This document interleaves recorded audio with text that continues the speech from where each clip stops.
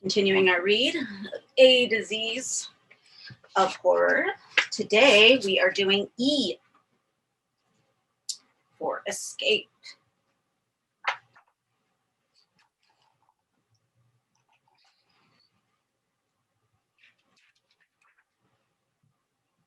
Side.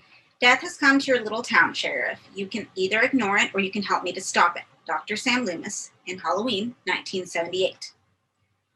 Halloween, USA, 1978, director John Carpenter with Donald Pleasance, Jamie Lee Curtis, Nancy Loomis, P.J. Souls, Will Sandin, Charles Cyphers, Compass International, Color. This is one of the most successful low-budget horror films ever made, and it spawned a whole subgenre of mostly inferior stalk-in/imitations in the late 1970s and 80s. Set in the small Illinois town where a babysitter, Lori Curtis, is menaced by a masked killer who returns home after 15 years in a mental asylum, director Carpenter stages the brutal but bloodless killings unrelentingly, and his psychopathic protagonist, Michael Myers, is finally revealed as a supernatural menace during the gripping climax when he keeps miraculously returning from the dead.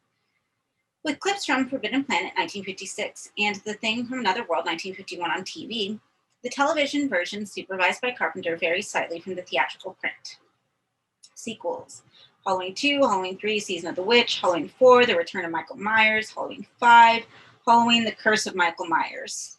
Obviously, this book is dated because we've had several more since then. And here's a picture of Halloween 3, Season of the Witch.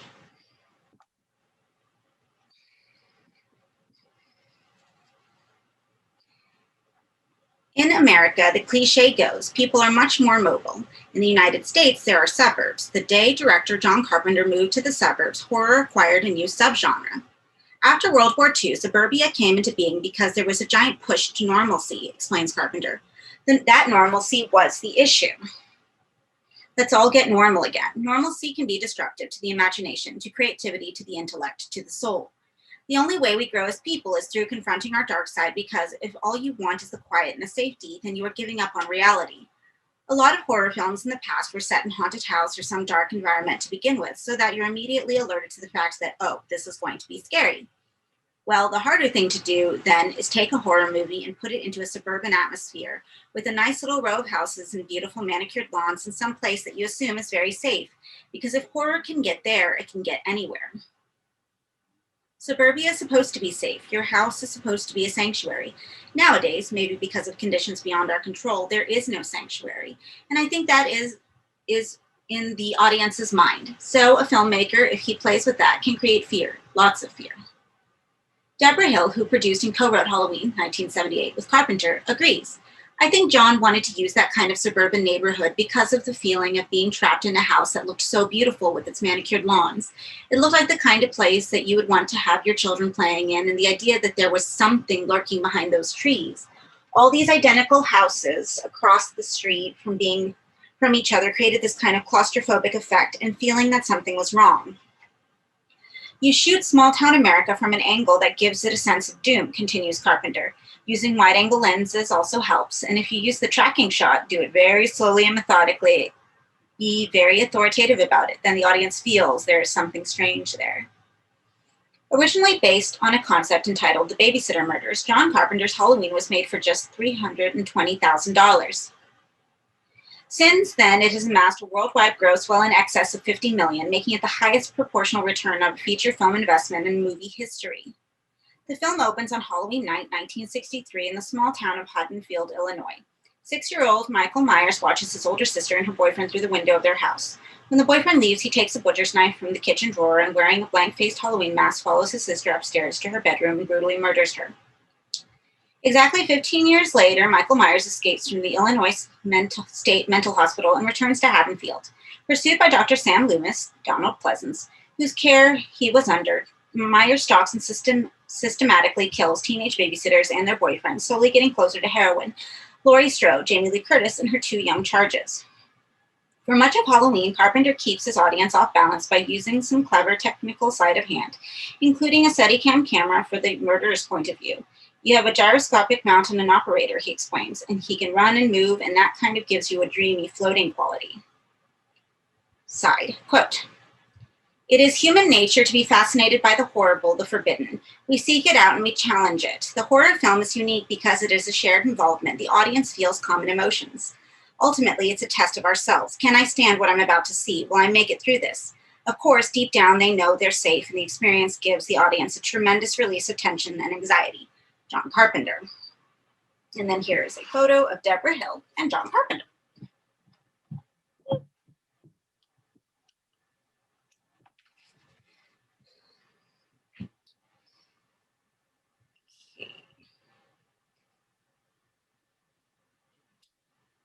Then you use the nighttime to make anything claustrophobic because what you have is the character that is lit and beyond them is darkness. And if you are inside a room, you can use the edges of the room as literally the edges of the frame. Because by closing in on the character, the audience never knows where the escape route is. I've always thought that my movies are characterized in some ways by this obsession with people being trapped, he continues. People being trapped either by their character or their environment or their situation. You can be trapped in a car. You can be driving across giant spaces and still be trapped inside your car. You can be trapped in a house, usually trapped by forces of evil on the outside. Kathy Braidhill is a crime reporter for the Pasadena Star, and her beat covers many of the city's seemingly perfect suburban areas. You'd be really surprised about what goes on over here, she says. They had these guys taking dead people and cutting up the parts, selling the brains and the hearts and lungs to a medical supply firm. They made tons and tons of money off that and lied to people about what was going on. When I first started journalism, the first person that I became vividly aware of was Richard Bumaris, who later became known as the Night Stalker. He was a fellow who went around and bludgeoned people in their beds, came up upon them in the middle of the night, or people awoke to find him standing over them. And I think that case, more than any other case in suburbia, really wrecked the experiences for people. And then we have, quote, movies don't make people kill. It's life that does it. There's a list of selected films of John Carpenter, and then we have a cut above the average Halloween.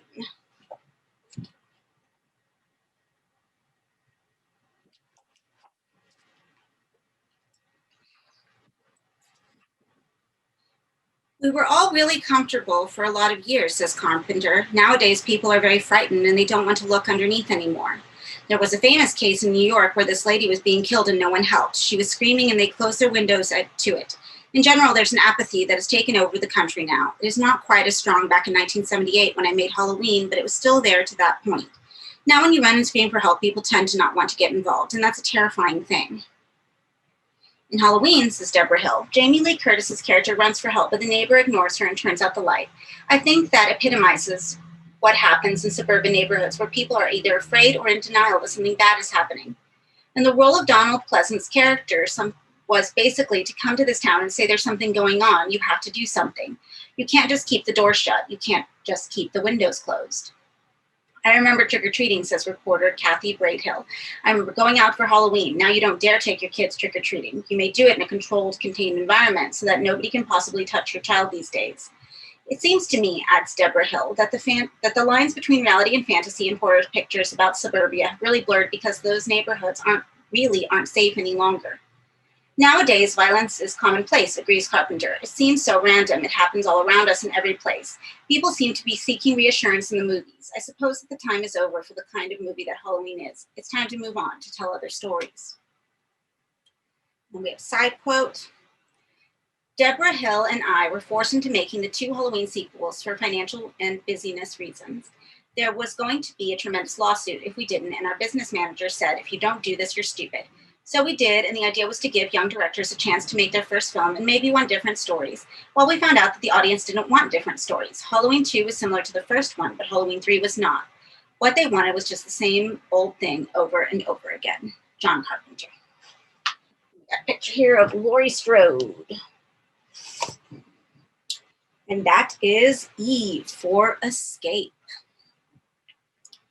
So funniest thing is that I was one of those kids who was not allowed to go trick-or-treating. My parents are super, super, super religious, Southern Baptist. And I didn't actually watch a lot of horror movies until I grew up. And then when I finally did watch Halloween, I went, holy crap. My mom was scared of the rumor with the razor blades being stuck in the candy. And Halloween came out 10 years before I was born. So part of me realized I'm pretty sure my mom watched it, freaked out, and then made sure that we had a very, very ridiculously common 1960s suburban life growing up. So who knows? Anyway, that is E for escape. Talked a little bit about Halloween. I know that Halloween 3 is one of the despised ones, but I found it interesting that I feel that it's turned and the audience is changing their minds now. So we'll see what happens with the new one coming out later this year. I'm excited. Thank you for reading with me. Next week, we will see you for F is for Flesh. Bye.